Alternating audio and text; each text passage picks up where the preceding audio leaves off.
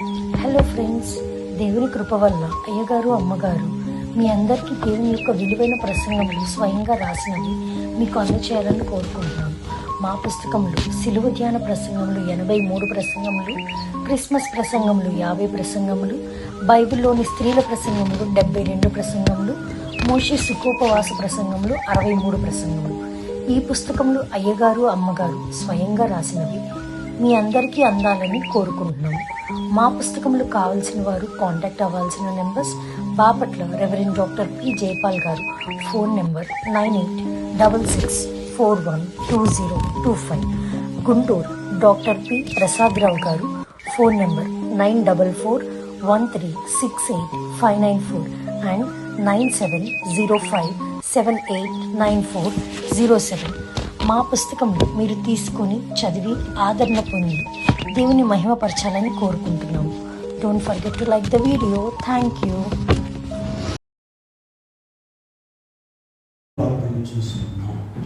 అందరూ కూడా ప్రార్థన చేసుకోవాలి.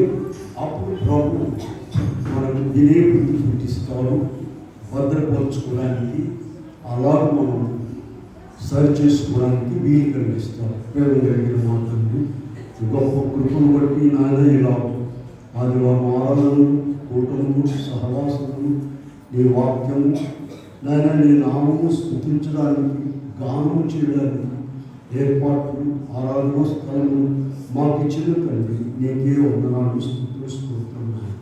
ఇప్పుడు నీ మాటలు వినవచ్చున్నాము తండ్రి. నాతో మీ ఆత్మ ద్వారా మాట్లాడడం వాక్యమైన చేస్తున్నామమ్మా. నిన్ను వేడుకొని ప్రార్థిస్తున్నాము తండ్రి. కూర్చున్నాము. నేనేలా భయపడవలెను, నేనేలా చింతించవలెను, నేనేలా భయపడవలెను, నేనేలా చింతించవలెను.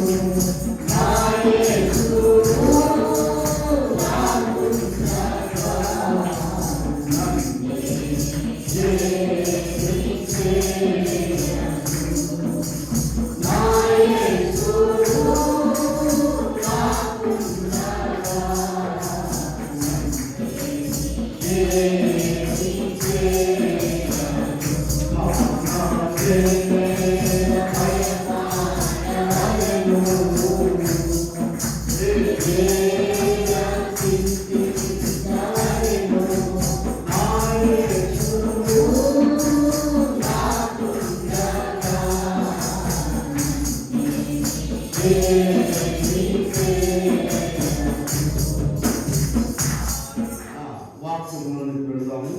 ఆదికాండము 27వ అధ్యాయంలో 41 నుండి ఇందాక మన ఆరాధనలో చదువుకున్నది. తన తండ్రి యాకోబుకి ఇచ్చిన దేవుని నిమిత్తం ఏశావు అతని మీద పగపట్టాడు. మరియు ఏశావు, నా తండ్రిని కూర్చున్న దుఃఖ దినములు సమీపంగా ఉన్నవి. అప్పుడు నా తమ్ముడైన యాకోబును చంపెదను అనుకోని చాలు.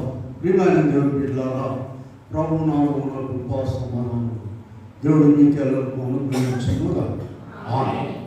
మానవుల యొక్క స్వభావం అనాది కాలం నుండి చివరి వరకు కూడా ఒకటిగా ఉంటుంది. వారి స్వభావాలను బట్టి కొన్ని సిద్ధాంతాలు రూపొందించారు. గ్రంథంలో కూడా మనము సరి చేసుకోవడానికి కొన్ని విషయాలు ఇక్కడ ప్రభు పొందుపరిచారు. ఇదనో మనం వినాలి. చూడండి, ఈ పెద్ద కుమారుడైనటువంటి ఏశావును దీవిస్తానని చెప్పేసి ఇసాకు రమ్మని చెప్పారు. అయితే యాకోబు వచ్చేసాడు. అది మోసం కాదండి. ఎందుకని మోసం కాదంటున్నా, మనం సపోర్ట్ చేస్తున్నామా?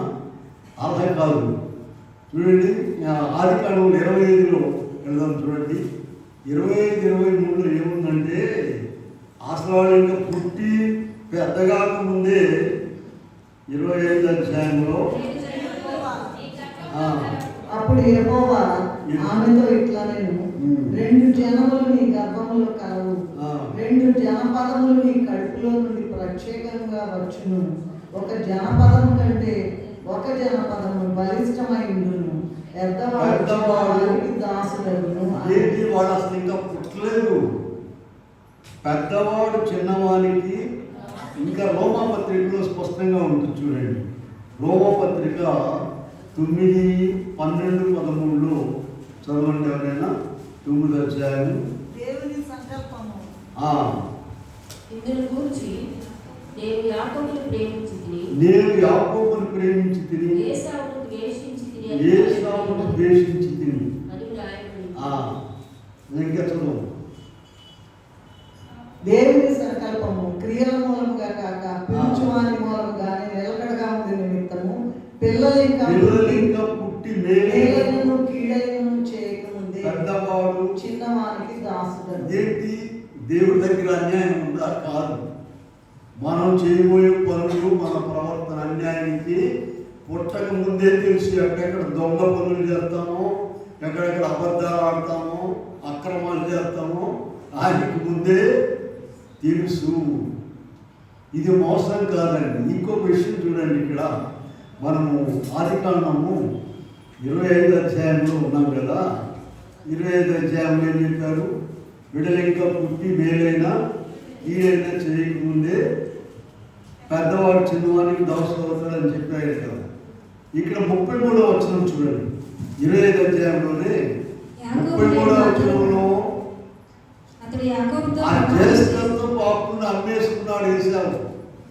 జ్యేష్ఠుడు అనేటువంటిది చాలా ప్రాముఖ్యమైనదండి. ఆ జ్యేష్ఠుడికి మొత్తం ఇప్పటికి కూడా యేసు ప్రభువును నమ్ముకున్నటువంటి దేవుని కలిగిన ఇంగ్లాండ్ దేశంలో ఇదే రూల్ అప్లై అవుతుంది. తల్లిదండ్రుల ప్రాపర్టీ మొత్తం కూడా సంపద జ్యేష్ఠ కుమారుడిది. మిగిలిన వారికి ఆయన ఏదైనా ఇస్తే తీసుకోవడం, లేకపోతే వెళ్ళిపోవడం. ఒక సామెత ఉందండి. ఇంగ్లాండ్ దేశము రవి అస్తమించని సామ్రాజ్యం అని చెప్తారు. అదట రెండవ కొడుకు ఏర్పాటు చేసిందట. రెండవ కొడుకు ఏం చేస్తాడంటే పుట్టిన కాడ నుంచి ఇదిగో ఈ 100 ఎకరాలు ఉన్నా, 100 ఫ్యాక్టరీలు ఉన్నా, అన్నయ్యే కదా నేను వెళ్ళిపోవాలి, నేనేమి సంపాదించుకోవాలి అని ఆచరిస్తాడు. అంటే మన దేశంలో ఆడపిల్లల మాదిరి వీళ్ళు ఏ ఊరు ఇస్తారు, ఏ ఊరు వెళ్ళాలి, ఎక్కడికి పోవాలి అని ఉంటుంది. కానీ ఇల్లు నాది, ఈ వాక్యం నాది అని అనుకో. అలాగూ పెద్ద కుమారుడు జ్యేష్ఠత్వానికి అంత ప్రాధాన్యత ఉంది బైబిల్లో కూడా. అటువంటి ప్రాధాన్యత కలిగిన జ్యేష్ఠత్వాన్ని ఏసావు ఏం చేశాడు? చిన్న కూర, ఆహారం కూర బాగా ఆకలేస్తుందట. తమ్ముడే కూర వండుకుంటున్నాడు, ఆ భాగంలో ఉన్నది. ఇక వచ్చేసి ఏం చెప్పాడు?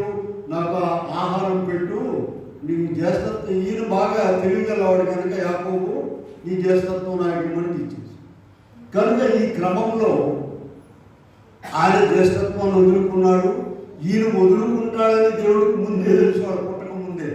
కనుక ఏం చెప్పాడు? వాళ్ళ పిల్లలు ఇంకా పుట్టి, రోమపత్రికలో చాలా స్పష్టంగా ఇచ్చారు, పిల్లలు ఇంకా పుట్టి మేలైనను కీడైనను చేయకముందే పెద్దవాడు చిన్నవానికి దాసుడు. కరెక్ట్గా జరిగింది. సరే, ఇప్పుడు మన పాయింట్ ఇది కాదు. ఇది మనం ప్రభు మనకి ఇచ్చే వాక్యం ఏంటంటే, చూడండి, అసలు అలా మమ్మీగా అన్ని చేసింది, అమ్మ రిబ్కానేగా అన్ని చేసి ఇంత తయారు చేసి పంపించింది. ఆ చివరికి ఏసావు మాటలు కూడా విన్నదీమే.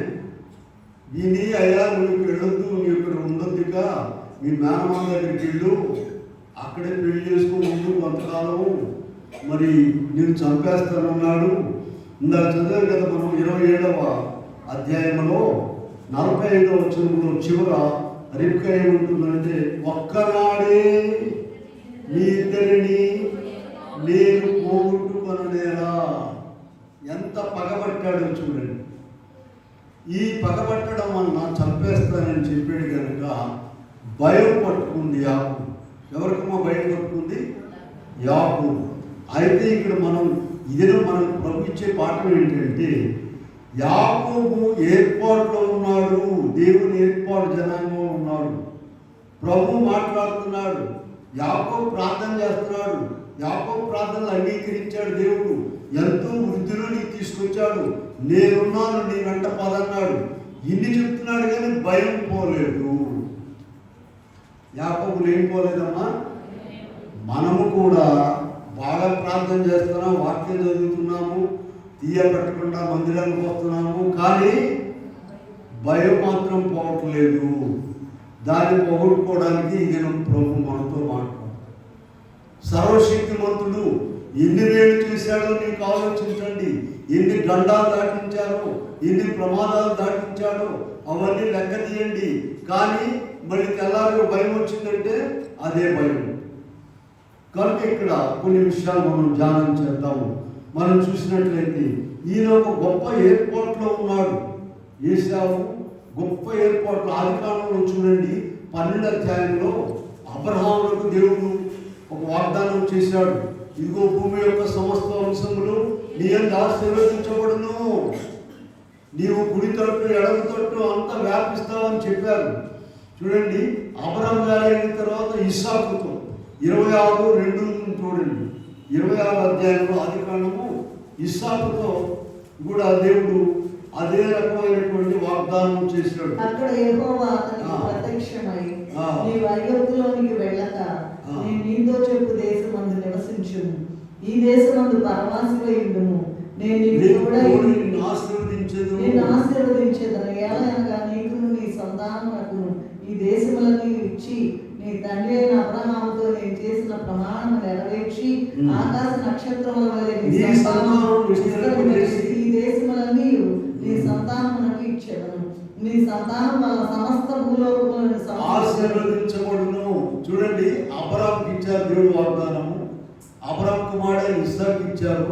తర్వాత 28వ వచనంలోనికి రండి. 28వ అధ్యాయంలో ఇక్కడ మనం చూస్తే యాకోబునికి ఇచ్చారు. ఇదిగో ఈ వాగ్దానం అలా చదవం.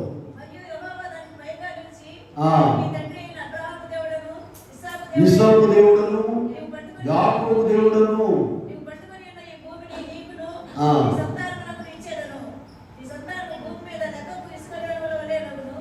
కనుక 28వ వచనంలో ఏశావుకు లేదండి ఇంత గొప్ప వాగ్దానాలు.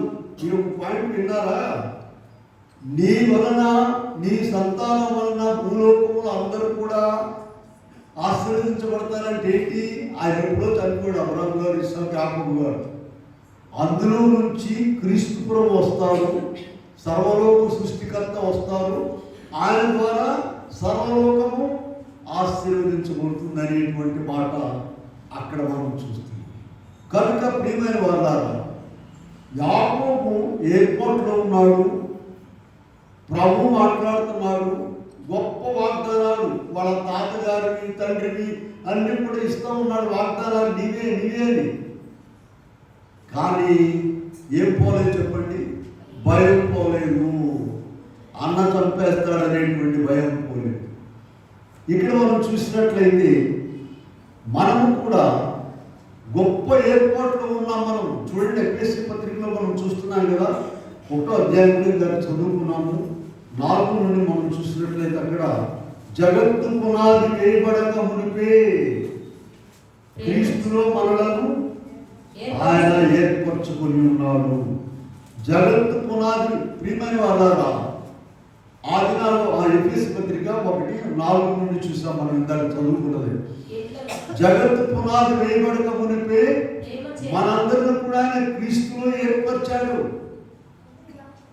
ప్రియమైన వారు ఆలోచించండి, ఇటువంటి గొప్ప ఏర్పాట్లో ఉన్నటువంటి మనము కూడా భయపడకూడదు. ఆనాడైతే అబ్రహాము, ఇస్సాకు, యాకోబులకు ఆ ఒక్క వాక్యమేనండి, ఆ ఒక్క వాక్యమే బైబిల్. మనకైతే ఇప్పుడు ఆయన ప్రేమ అధికమైపోతుంది కనుక 66 పుస్తకాలు ఇచ్చారు, వాక్యం ఇచ్చారు. చదువుకున్న వాళ్ళకి చదువుకున్నంత భాగ్యం, తీసుకున్న వారికి తీసుకున్నంత భాగ్యం. గ్రంథం అంటే ఏమనుకున్నారు? కనుక ఆయన ప్రేమ అక్రమాలను పెరిగిపోతున్నాయి జనాల్లో, ఆయన ప్రేమ ఇంకా పెరిగిపోతుంది. దైవజనుడు మాట రాశారు, శిలువ శ్రమల ధ్యానాలు కాలువలుగా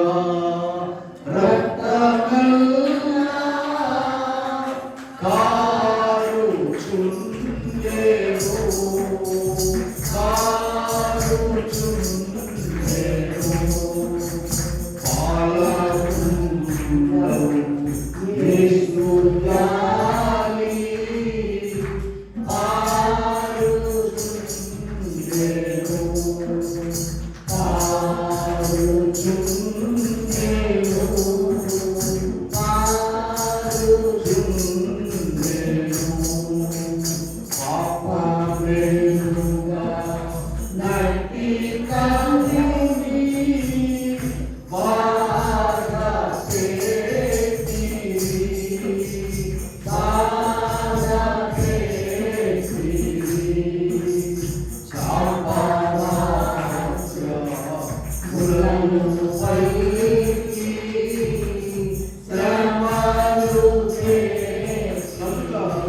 సర్వమానవాళి కొరకు వారిని రక్షించడానికి ఆయన కంపల్సరులు భయంకరమైన హింస పొందుతున్నాడు. ఆయన రక్తము కాలువలుగా కారిపోతుందంట.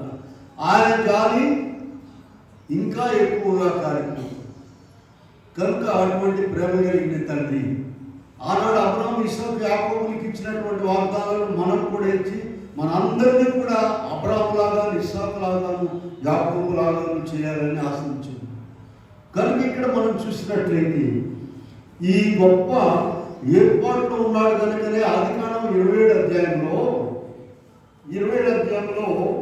ప్రారంభంలో ఏముంటుందంటే ఇస్సాకు వృద్ధుడయ్యి ఏశావుని పిలిచి పెద్ద కుమారుని నువ్వు రాయా, నేను నీకు దీవెన ఇస్తాను, భోజనం తీసుకురమ్మన్నారు. అయితే యాకోబు వచ్చేసాడు. ఇక దీవెనలు 27వ వచనంలో మనం చూస్తే 27 ఆదికాండంలో చూడండి. ఇదిగో నా కుమారుని సువాసన యెహోవా దీవించిన చేయి సువాసన వలె ఉన్నది. మంచు ద్రాక్షరసమును అనుగ్రహించును. జనములు నీకు దాసులవుదురు, జనములు నీకు సాగిలపడుదురు. ఏలికవైందురు, సాగిలపడుదురు, శపించుదును. ఇలారా ఈ వాగ్దానాలు దీవెనలు అయిపోయినాక మనోడు వచ్చాడు ఏశావు. అయ్యా నన్ను కూడా దీవించండి, దీవెనలు రావట్లా. ఏమవుతున్నాయి చూడండి. 39వ వచనంలో నీ నివాసం భూసారము లేకయు కత్తి చేత బ్రతుకును, సహోదరునికి దాసులు. దీవించాలి అంటే లోపల నుంచి ఏమవుతున్నాయి? దీవెనలు రావట్లా, శాపాలు వస్తున్నాయి. ప్రియులారా, ఇటువంటి గొప్ప ఏర్పాట్లో ఉన్న యాకోబుకు ప్రతి పాయింట్లో కూడా ఒక విషయం మర్చిపోబాకండి, భయం పోలేదు. గొప్ప దీవెనలు పొందాడు, భయం పోలేదు. రెండో విషయం చూద్దాం చూడండి. దేవుడు యాకోబుతో మాట్లాడుతున్నాడు. వెళ్ళేటప్పుడు పొద్దునరాము వాళ్ళ మేనమామ దగ్గరికి వెళ్తున్నాడండి. ఈ భయపడి అన్నకు భయపడి చంపేస్తాడని వెళ్ళేటప్పుడు మాట్లాడాడు ప్రభు, అక్కడ మాట్లాడాడు, వచ్చేటప్పుడు మాట్లాడుతున్నాడు, పొత్తాక మాట్లాడుతున్నాడు. చూడండి 28వ అధ్యాయంలో 13 నుండి మనం చూసినట్లయితే అక్కడ మరియు యెహోవా దానికి పైగా నిలిచి నేను నీ తండ్రి అయిన అబ్రహాము దేవుడను, ఇస్సాకు దేవుడైన యెహోవా దేవుడను, నీవు పండుకొని ఉన్న ఈ భూమిని నీకును నీ సంతానమునకు ఇచ్చేదను. నీవు పడమటి తట్టు, తూర్పు తట్టు, ఉత్తరపు తట్టు, దక్షిణము భూమి యొక్క వంశములన్నీ నీ మూలముగాను. ఇదిగో నేను నీకు తోడై ఉండి నీ వెంట ప్రతి స్థలమందు నిన్ను కాపాడొచ్చు. ప్రియులారా, ఎంత గొప్ప ఆశీర్వాదము చూడండి, ఎంత గొప్ప ఆశీర్వాదము చూడండి. ప్రభు మాట్లాడుతున్నాడు, కానీ ఇక్కడ భయము పోలేదు.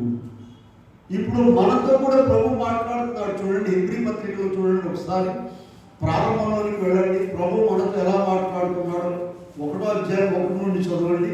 హెబ్రీ పత్రికలో పూర్వకాలమందు నానా సమయములలో నానా విధములుగా ప్రవక్తల ద్వారా ఈ దినముల అంతమందు కుమారుని ద్వారా మనతో మాట్లాడాను. చూసారా, ఇదిగో ఈ వాక్యమేనండి. ప్రభు మనతో మాట్లాడడం అంటే ఏంటి? నేను మీకు చాలాసార్లు చెప్పాను. వాక్యం చదువుతానగా దేవుడు మనతో మాట్లాడుట, ప్రార్థన చేయడం అంటే మనకు దేవుడు. ఈ 2 కార్యక్రమాలు ఎప్పుడూ జరగాలండి. వాక్యం ఉన్నది మనం కల్పించేది. కీర్తన కన్నా 1వ అధ్యాయం ఏముందమ్మా? యెహోవా ధర్మశాస్త్రం ముందు ఆనందించుచు ఏడుస్తూ చూడండి, ఆనందించుచు దివారాలు రాయించిన బైబిల్ గ్రంథం రాయించిన ఆయన వచ్చి లూకాసు వార్త 18:1 ఏం చెప్పారంటే విశ్వక నిత్యము ప్రార్థన చేయండి. మరి ఇటువంటి గొప్ప దేవుడు మనతో కూడా మాట్లాడుతున్నాడు, కానీ భయం పోలేదు. ఒక భయం పోయేసరికి ఇంకోటి పడుతుంది, గొంతు పట్టుకుంటుంది, ఇంకోటి పట్టుకుంటుంది. ఒక భయం వదిలిపెట్టగానే ఇంకోటి గొంతు పట్టుకుంటుంది. పోనీయకుండా ఇవి ఇలా ఎన్నోసార్లు వచ్చేటప్పుడు కూడా చూడండి. 14లో వాళ్ళ మామ దగ్గర దేవుడు ఆశీర్వదించాడు, ఇంకా గొప్ప సైన్యాన్ని సంపాదించుకుని తిరిగి వస్తున్నాడు. 32 అధ్యాయంలో 32 ఆదికాండం 28 వచ్చిన చూద్దాం. చూడండి 32. అప్పుడు ఆయన నీవు దేవునితోనూ మనుషులతోనూ పోరాడి గెలిచితివి కనుక అక్కడ పెనుయేలు అనే స్థలంలో దేవుడే దిగి వచ్చి యాకోబుతో మాట్లాడి దీవించి యాకోబు పేరు కూడా మార్చేశాడు. ఏం పేరు మార్చాడమ్మా? నీ పేరు ఏం పేరు అయ్యాడు ఆయన తెలియక అడిగాడా ఏంటి? ఉండే యాకోబు చెప్పిద్దాము. నీ పేరు ఆయన ఏం చెప్పాడు? యాకోబు. యాకోబు కాదు నీ పేరు ఇశ్రాయేలు. గొప్ప పేరు ఇచ్చారు. అయితే ఇక్కడ ఒక మాట మర్చిపోతుంది చెప్పాక మీకు ఏంటిది? భయం పోలేదు. భయము చెందకు భక్తుడా, ఈ మాయను సత్యాలు చూచినప్పుడు. భయము చెందకు భక్తుడా, ఈ మాయను సత్యాలు చూచినప్పుడు. భయము చెందకు నీవు, దిగులు చెందకు నీవు. భయము చెందకు నీవు, దిగులు చెందకు నీవు. జీవమిచ్చిన యెహోవాడు, ఓ భక్తుడా, ప్రాణం పెట్టిన యేసయ్యున్నాడు. జీవమిచ్చిన యెహోవాడు, ఓ భక్తుడా, ప్రాణం పెట్టిన యేసయ్యున్నాడు. ఐగుప్తు దేశమందున ఐగుప్తు పాపము చేయనందున పట్టి బంధించినాడు చెరసాలలో వేసి. పట్టి బంధించినాడు చెరసాలలో వేసి. రాజులను చెప్పరాలేదా, ఓ భక్తుడా, రాజ్యమంతా లేలాలేదా. ప్రియమైన వాళ్ళారా, వచ్చేటప్పుడు మాట్లాడాడు, వెళ్ళేటప్పుడు మాట్లాడాడు. ఇప్పుడు కూడా ఆయన కనిపెట్టే ఉంటున్నాడు దేవుడు, కానీ భయం పోలేదు. ఎంత వృద్ధి చేశాడో చూడండి. ఎన్ని సంవత్సరాలు ఉన్నాడు. వాళ్ళ పక్కడగా వెళ్ళాడు కదా. చూడండి 32 అధ్యాయంలో ఆయన ప్రార్థన చేస్తున్నాడు. 10వ వచనంలో చూద్దాం. 32:10 ఏం చెప్తున్నాడు? నీవు నీ సేవకునికి చేసిన సమస్తమైన అపాత్రులను చేతి కర్రతో మాత్రమే యోర్దాను దాటాడు. వింటున్నారా? తన చేతి కర్రతో మాత్రమే యోర్దాను దాటాడు. ఇప్పుడు ఎంతమంది అయ్యారు? 2 గుంపులయ్యారు. పశువులు, ఎద్దులు, గొర్రెలు, సేవకులు ఎంతమంది అయ్యారో చూడండి. 11 మంది పిల్లలు పుట్టారు. ఎంత గొప్ప ఆశీర్వాదమో చూడండి. అయినా కూడా ఇది మానవుల యొక్క స్వభావం. అయినా కూడా భయం ఉంది.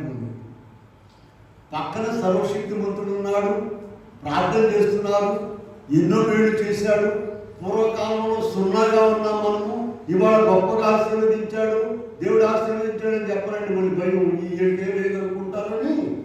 యేసు ప్రభు కాబట్టి ఇది నా బోధ కాదు, నా శక్తి కాదు, అన్ని తండ్రి అని చెప్పాడు. ఆయన అంత గొప్ప శక్తిమంతుడు. మనం అలా చెప్పగలమా? పూర్వకాలంలో మాకు మంచాలు లేవు, కంచాలు లేవండి, భోజనాలు ఇప్పుడు దేవుడు ఇచ్చాడని చెప్పగలమా? చెప్పము. ఎందుకంటే వీళ్ళందరూ పేదలు అనుకుంటారని, దిక్కులేని వాళ్ళు అనుకుంటారు. ఆ మాట చెప్పం. వీళ్ళారా, క్రీస్తు ప్రభు నమ్ముకున్న వారి యొక్క ఆయన పని ఏంటంటే ఉద్ధరించటము. గొప్ప స్థితిలో తీసుకెళ్తాడు ఎవరైనా. నువ్వు సరిగా పట్టుకొని ఉంటే, కానీ బాగా తాగి తిరుగుతా ఇంట్లో గొడవ చేస్తాడు. ఆ ఇంట్లో వాళ్ళందరూ మంచి ప్రార్థనకి వెళ్తారు. మొన్న 2 రోజుల క్రితం నేను చెప్పాను ఆయన, నువ్వు వెళ్ళి కూర్చొని రా చర్చిలో, ఏం మాట్లాడద్దు నువ్వు, నాకేం ఆనక్కర్లను వెళ్ళి కూర్చున్నా చూడు, నీకు ఎలా ఉంటుందో, ఆరోగ్యం ఎలా ఉంటుందో, దేవుని శక్తి ఎలా ఉంటుందో అని చెప్పాను. కనుక ప్రియమైన వాళ్ళారా, ఎంతో గొప్ప ఆశీర్వాదం ఇచ్చాడు. గొర్రెలు, గొడ్లు, కొన్ని మందలు ఒక ఊరు కదిలించినట్టుగా వస్తున్నారు వాళ్ళ ఇంటికి వస్తుంటే. ప్రవేశమన్నాడు కనుక వృద్ధి చేసినాడు యాకోబు, కానీ భయం పోలేదు. తర్వాత పాయింట్ మనం చూస్తే యాకోబు ప్రార్థన చేసుకున్నాడు. చాలా చాలా ప్రార్థన చేశాడు. ప్రభువు యాకోబు చేసిన ప్రార్థనలన్నీ కూడా ఆయన ఆలకించాడు, నెరవేర్చాడు. మనకు కూడా కొన్ని వాగ్దానాలు ఇచ్చారు కదా దేవుడు. మత్తయి సువార్త 7:7 అన్ని ఖండత వాక్యాలు, అడుగుని మీకు ఇయ్యబడును, వెలుగుని మీకు. యోహాను 14:14 మీరు నా నామమున వీటన్నిటినీ పెట్టుకుని మనం అడుగుతున్నాము, ఆయన ఇస్తున్నాడు, మర్చిపో. యాకోబు ప్రార్థన చేశాడు, అనేకమైన దీవెనలు ఇచ్చాడు దేవుడు.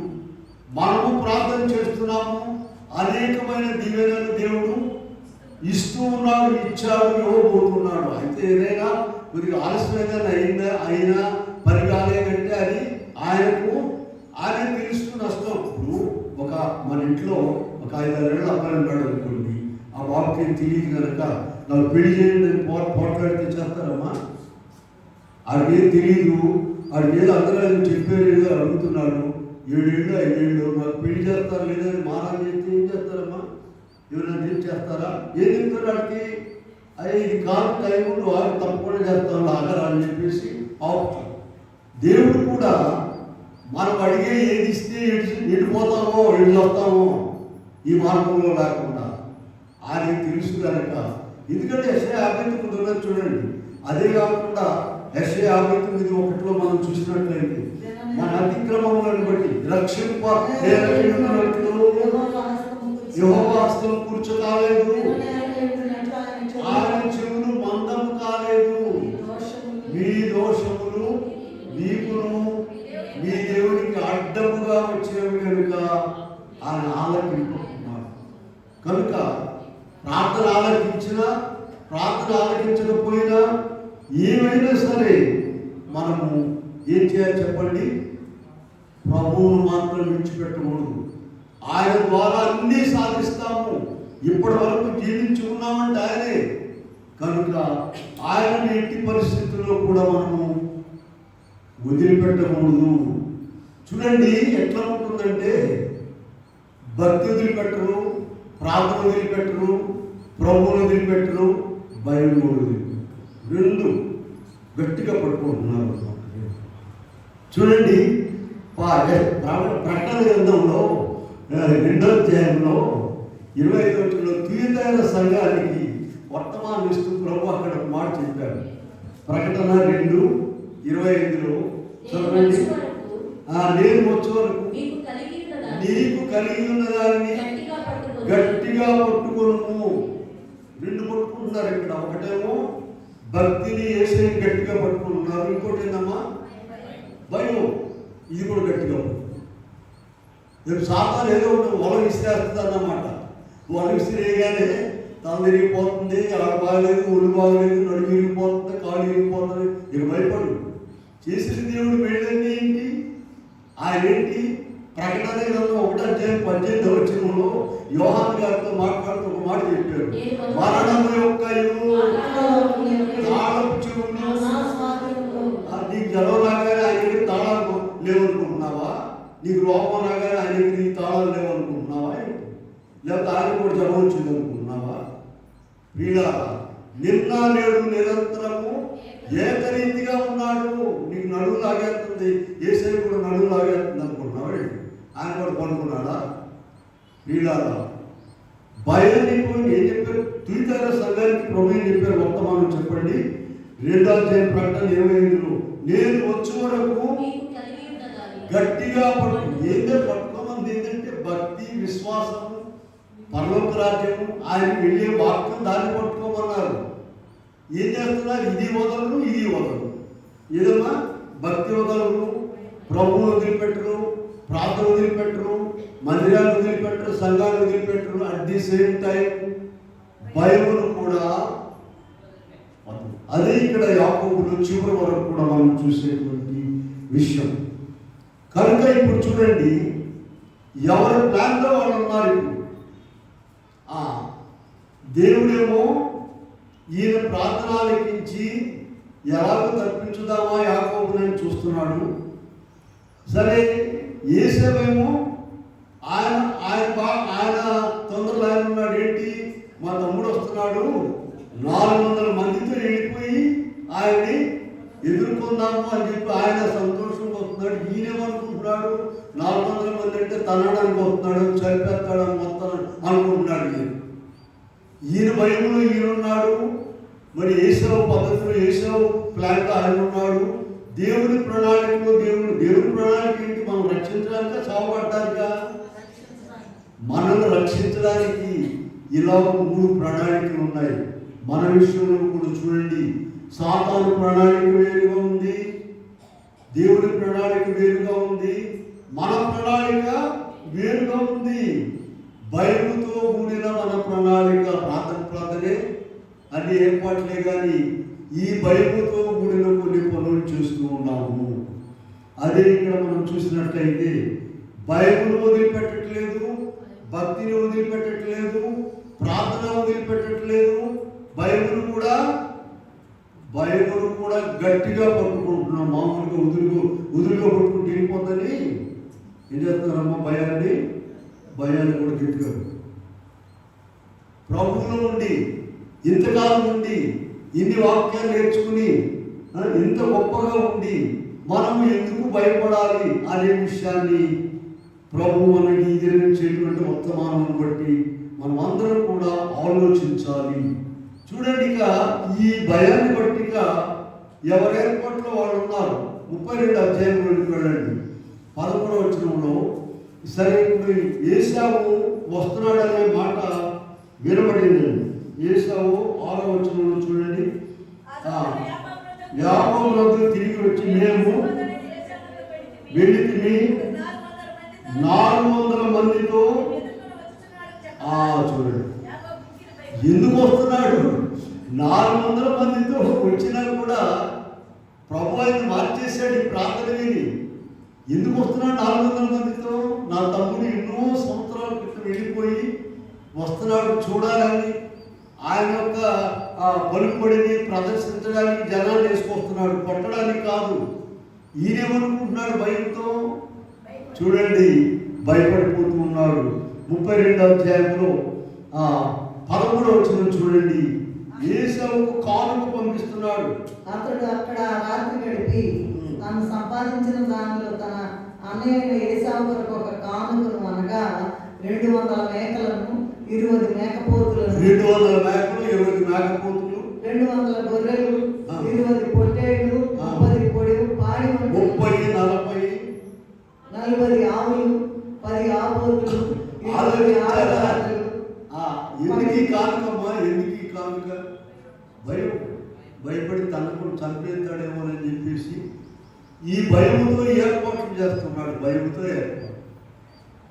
ఎవరి ప్లాన్లో వాడు ఉన్నారు. యాకోబు ప్లాన్లో యాకోబు ఉన్నాడు, యాకోబు భయముతో ప్లాన్. ఏసావు ప్లాన్లో ఏసావు ఉన్నాడు, దేవుని ప్రణాళికలో దేవుడు ఉన్నాడు. ఇక 18వ వచనం చూడండి, ఏం చెప్తున్నాడు? 32:18. నీవు ఇది నీ సేవకుడైన యాకోబు. సేవకుడా తమ్ముడమ్మా, తనకు ఉంటాడని సంపకుండా ఈ గ్యాస్ కొడతా ఉన్నాడు. లోపల భయము గొంతు కాడకి నిండిపోయి ఉన్నది. దేవుని శక్తిని ఎన్నిసార్లు మాట్లాడాడో చూడండి. అన్నీ కూడా పక్కన పెట్టి ఈ భయం ఒక్కటే ఏరుకుంటూ ఉన్నది. మనం కూడా దేవుని శక్తిని తక్కువగా అంచనా వేస్తున్నామండి. ఇలా ఎంతో మందికి లేని భాగ్యం దేవుడు మనకి ఇచ్చాడు. ఆ భయాన్ని పోగొట్టుకోవాలి. ప్రార్థన చేయమన్నాడు కదా. ఇందాక మనం ఒక మాట చదివాం, యోహాను సువార్త 14:14లో మాట చెప్పుకున్నాం కదా. నేను అనేది అయ్యా నాకు భయం తీసేయాలంటే తీసేడా? కనుక ఆ భయాన్ని పోగొట్టుకొని మనం 33వ అధ్యాయంలో 1వ వచనంలో చూస్తే అతనితో 400 మనుషులు శిష్యులు వస్తున్నారని చెప్పారు. 33:2 చూడండి. 33:2లో తన పిల్లలను లేయా రాహేలులకు ఇద్దరు దాసీలను పంచి అప్పగించాడు. ముందేమో దాసి పిల్లలను పెట్టాడు, అంటే వాళ్ళని చెప్తే వీళ్ళని ఉంటారు. దాసి పిల్లలు అయిన తర్వాత పెట్టాడమ్మా లేయా పిల్లలను పెట్టాడు. చివరికి ఎందుకని చూడండి, రాహేలంటే చాలా ప్రేమ అయింది. మొట్టమొదటి ఆ బావి దగ్గరే ముందు పెట్టుకున్నాడు. ఆమె ఇద్దరు లేయా రాహేలు ఇద్దరు ఉన్నా కూడా 14 ఏళ్ళు కొలువు చేసేది ఎవరి కోసం చెప్పండి? లేయా పనులు మాత్రం కాదు. అందుకని దేవుడు లేయాకి గొప్ప దీన్ని ఇచ్చారు. కనుక ఇప్పుడు ఈ ఆటలు ఎలా పెట్టాడో చూడండి. భయముతో కూడిన ఏర్పాట్లు ఇవన్నీ. తర్వాత ఏం చేశాడు చెప్పండి? తాను వారి ముందర వేడుచు తన సహోదరుని సమీపించు వరకు 7 మార్లు నేలను సాగిలపడి ఇక ఆనే వచ్చాడు. దగ్గరకు వచ్చే ముందు 7 సార్లు నేలకి 7 సార్లు నేల మీద పడి దండం పెట్టాడంటే ఎవరికి? ఈ భయంతో ఉండి పనుల మామూలు పనుల ప్రియులారా, మనము కూడా చేసే ప్రార్థన చేస్తున్నాము, మరి అన్ని పనులు చేస్తున్నాము, బాగానే ఉంది. కానీ లోపల ఉన్న దడను బట్టి మన ఏర్పాట్లో మనం ఉంటున్నాం. ఎక్కువ ప్రార్థన చేయాలండి. దైవజనుడు చెప్పాడు, ఎక్కువ పనులు ఉన్నవాడు ఎక్కువ ప్రార్థన చేయాలి. ఎక్కువ భయం ఉన్నవాడు ఎక్కువ ప్రార్థన. ఈ సాతాను ఏం చేస్తాడు? ఈ భయం దెబ్బకి ప్రార్థన కూడా తీసేస్తుంది.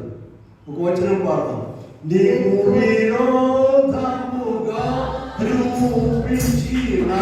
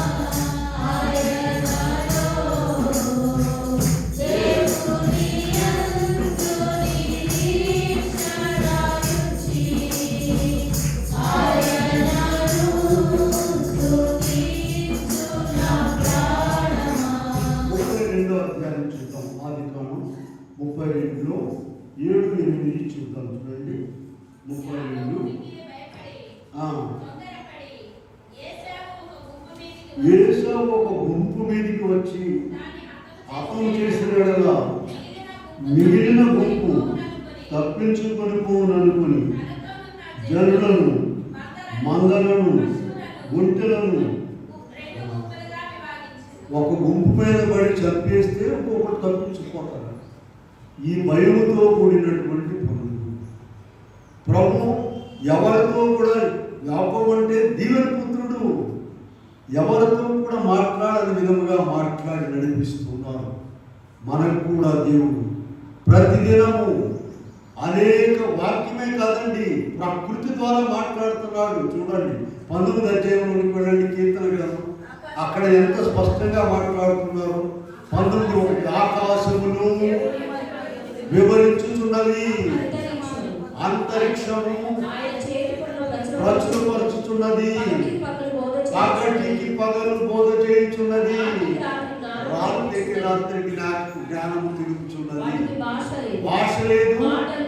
ఎవరు ఏర్పాటు చేసేది ఇదంతా? తెల్లవాడ నల్లవాడ ఎవరు ఏర్పాటు చేశారమ్మా? తెల్లవాడు కాదు, నల్లవాడు కాదు, ఎవరు కాదు. దేవుని యొక్క క్రమము ఒక చోట ఉండే గ్రహాలు కాదు ఇవన్నీ కూడా. ఇంత గొప్ప సృష్టికర్తలు మరి మనము పూజించే ధన్యత దేవుడు మనకి ఇచ్చాడు. ఆయన సమస్తము చేయగలడు. ఆయనకు తెలియకుండా ఏమి కూడా జరగదు. అయితే మనం చేయవలసిందల్లా ఏంటంటే ప్రతిదినం కూడా ప్రార్థన. యెషయా 27:3 ఏముందో చూడండి. యెషయా 27:3 మనం చూసినట్లయితే నేను దానిని కాపు చేయుచున్నాను, ప్రతి నిమిషము నీరు కొట్టుచున్నాను, ఎవడను దాని మీదకి రాకుండా. చెట్లకి నీళ్ళు ఒక రోజు పోతే చాలండి రోజుకి. మనకైతే వాటికన్నా దుర్మార్గులం కనుక ప్రతి నిమిషం నీరు కట్టాలి. వాక్యం అనేటువంటి నీరు, వాక్యం ఇచ్చారు. 24 గంటలు మనం ఆ ప్రభు పాద సన్నిధిలో మనస్సు. ప్రార్థన అనేదండి మోకరించే కాదు, కళ్ళు తెరిచి చేసుకోవచ్చు, పడుకొని చేసుకోవచ్చు, నడుస్తూ చేసుకోవచ్చు. అలాగే బైబిల్ విషయంలో కొంతమంది చేశారండి. నీవు 24 గంటలు నీ మనస్సును ప్రభు సన్నిధిలో ఉంచుకోవచ్చు. పని చేస్తున్నావు అనుకోండి, 2 గంటలు బయట వేసాము, ఇక అవి చూసి మనం భయపడతాం, మనం చూసి అంట్లు భయపడతాం, ఏ దేవుడు దొరుకుతారు అనుకునే బదులు నువ్వు అక్కడ కూర్చొని దేవతండ్రి నీకైనా పాట ఎత్తుకో, నేనేదో భయపడాలి అట్లయ్యే వెళ్ళిపోతాయి. అక్కడ ఏ పని చేస్తున్నా కూడా చేతులు కాళ్ళకు తెలుసు, మనస్సును ప్రార్థనలో ఉంచాలి. అన్నం పెట్టేశారండి, ప్లేట్ ఇచ్చారు, కూరలు అన్నం, నువ్వు చెప్పాలి చేతులకి కలుపు, ముడిది, చేప తలకాయ చూడు, ఇవన్నీ ఎవరు చెప్పారు? దానికి ట్రైనింగ్ బాగా మన చేతులకు తెలిసేవాడు చెప్పక్కర్ల. బ్రహ్మాండంగా చిన్నపిల్లలు కూడా గుచ్చుకోవాలని కాదు నేను చెప్పేది. బాగా నేర్పించే వాక్యం చదవకపోయినా చేపలు అంటే దినాలో అవన్నీ కూడా బాగా నేర్పించి. ఎవరికైనా ఎముకలు అడ్డం పడ్డాయంటే మటన్ బిర్యానీ అంట, మామూలు బిర్యానీ. ఇవన్నీ వచ్చినాయి. మరి వాక్యం చదవడము, ప్రార్థన చేయడము, ప్రార్థన చేసుకోవడం నేర్పించామా? అది ఆలోచించు. అది మనకు వస్తే వాళ్ళకి నేర్పించడానికి తప్పే లేదు. మనకు రాదు, వాళ్ళకు. కనుక ఇక్కడ మనం చూసినట్లయితే అన్ని కూడా అందులో చూసిన కీర్తన 19:1 ఏం చెప్పాము? ఆకాశములు దేవుని మహిమను వివరించుతున్నవి, అంతరిక్షం ఆయన చేతి పనిని పగటికి పగలు రాత్రికి రాత్రి జ్ఞానం తెలుసు. వాటికి భాష లేదు, మాటలు లేవు, వాటి స్వరములు భూదిగంతంలో మొత్తం వరకు వ్యాపించి. అటువంటి గొప్ప దేవుని సన్నిధిలో మనం ఉన్నాం, మర్చిపోదు. కనుక ఇక చివరి చూడండి, ఆయన ఎంత ప్రేమ కలిగిన వాడో కూడా ఆలోచించండి. ఏం పర్వాలేదు, చూడండి. ఇర్మియా 3:1 చూసుకోండి. ఎప్పుడైనా కూడా దేవుని ప్రేమ మీకు అర్థం కావాలంటే ఇర్మియా గ్రంథము 3వ అధ్యాయము 1వ వచనం చదువుకోండి. ఎంత గొప్ప ప్రేమ! ఒకడు తన భార్యను త్యజించగా వేరొక పురుషుడిదైనప్పుడు తిరిగి చేరునా? నీవు అనేకులైన విటగాండ్రతో వ్యభిచారం చేసినాను. తిరిగిన ఎంత ప్రేమ చూడండి. లోకంలో ఎవరికి కూడా లేనటువంటి ప్రేమ దేవుని ప్రేమ. నీవు అనేక మంది విటగాండ్రతో ఉందా? నీ బయటలో ఉందా? 23వ అధ్యాయం ఉండవచ్చు. నీవు అనేక మంది విటగాండ్రతో వ్యభిచారం చేసినాను. అది దేవుని ప్రేమ. నీవన్నీ మర్చిపో, ఏదైనా మర్చిపో. చూడండి, తప్పైన కుమారుడు తెలుసు కదా మనకు. తిరిగి వచ్చాడు. పోలా ఆయన తన ఆస్తిని ఎలా పాటు చేశాడమ్మా? చూడండి ఒకసారి లూకా 15:30 మామూలుగా కాదు ఆయన పాడు చేసింది. లూకా సువార్త 15:30 ఒకసారి చదవండి. వాడింకలు దూరముగా ఉన్నప్పుడు తండ్రి అతన్ని చూచి కనికరపడి పరుగెత్తి వాని మెడ మీద పడి ముద్దు పెట్టుకోలేదు. వేశ్యలతో నీ ఆస్తిని వేశ్యలతో ఇది తిరిగిన వాడు వచ్చినప్పుడు నువ్వు వాళ్ళకు విందు చేస్తావా, ఉంగరం పెడతావా, కొత్త చెప్పులు కొనిస్తావా, కొత్త బట్టలు కొనిస్తావా? చూసారా? తప్పిపోయిన కుమారుడు ఎవరంటే చిన్నోడు గారు, పెద్దోళ్ళు. మనం కూడా భక్తి కలిగిన వారు అని చెప్పుకుంటూ బాగా ప్రార్థనా పనులు అంటూ ఎవరో భక్తి లేని వాళ్ళు, ఎవరో అక్రమస్తులు ప్రభు సన్నిధిలోకి వచ్చి బాగుపడితే ఈయన అని అనుకున్నామంటే మనము పెద్ద కుమారుడు లిస్టులోకి పోయినట్టు. కనుక అంత ప్రేమ కలిగిన దేవుడు మనకు ఉన్నాడు. మనం తిరిగి రావాలి. తిరిగి వచ్చినట్లయితే ఆయన మనకు గొప్ప శక్తిని ఇస్తారు. చెప్పే మాటలన్నీ కూడా నాకే నాకే అని అనుకోవాలి. చివరి చూడండి, చివరకు యాకోబునకు గొప్ప జయమిచ్చాడు. గొప్ప జయమిచ్చాడు. వచ్చాడు అన్న ఏం చేశాడమ్మా? కౌలించుకున్నాడు, వాటేసుకొని ముద్దు పెట్టుకున్నాడు. యాకోబు ఎవరికి ఉన్నాడంటే వాటేసుకోవడం అయినాక తంతాడేమో.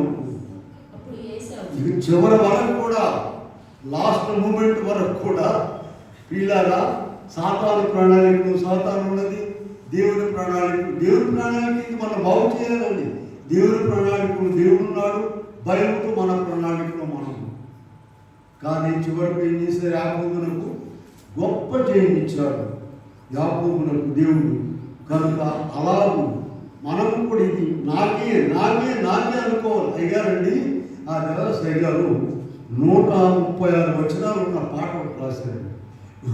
దొరకంలో ఉన్న ఆయన ఏం చెప్తాడంటే, భయకృష్ణ ఆయన కాదు కానీ అప్పుడప్పుడు మాకేం చెప్తాడంటే 136 వచనాలు ఉన్న పాట రాసిన మగోడేవాడు ఉన్నాడా అని అంటాడు. ఆ పాట తీయండి. దాంట్లో చివర లాస్ట్ పట్టుకుని వచనం పాడతాం. చివరిది కాకుండా దాని ముందు వచనం పాడతాం. 136 కాకుండా 135 వచనం పాడతాం. పాడండి. మనో విచారము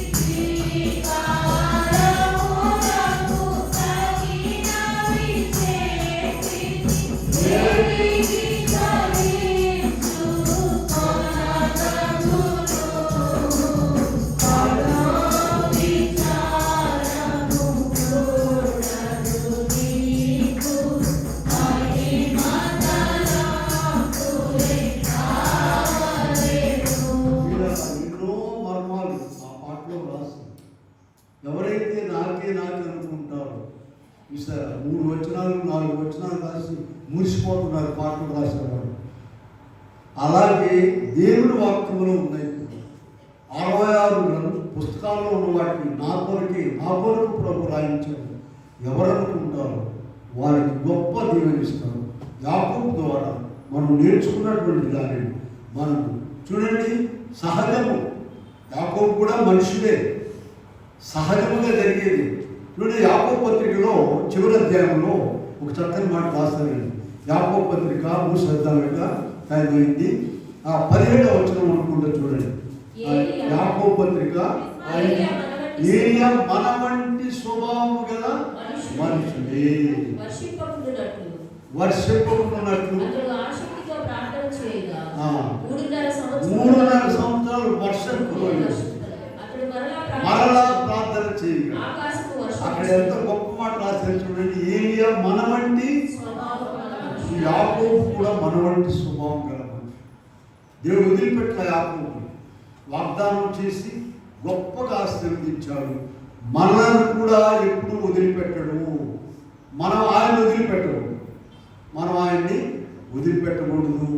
మరి ప్రార్థన చేసుకోవాలి. యాకోబుకి ఇచ్చినటువంటి జయము ప్రభు మనకెవరికి అనుగ్రహించును కాక. ఆమె చిన్న ప్రార్థన చేద్దాం. మోకరించి ప్రార్థన చేసుకుందాం. ప్రేమ గల మాట్లాడి ఎన్నో విషయాలు 66 పుస్తకాల్లో నేను మమ్మల్ని ఉద్ధరించేవి, కాపాడేవి, మమ్మల్ని బలపరిచేవి, మాకు ఆనందం ఇచ్చేవి, భయమును పోగొట్టేవి ఎన్నో విషయాలు ఇచ్చినారు.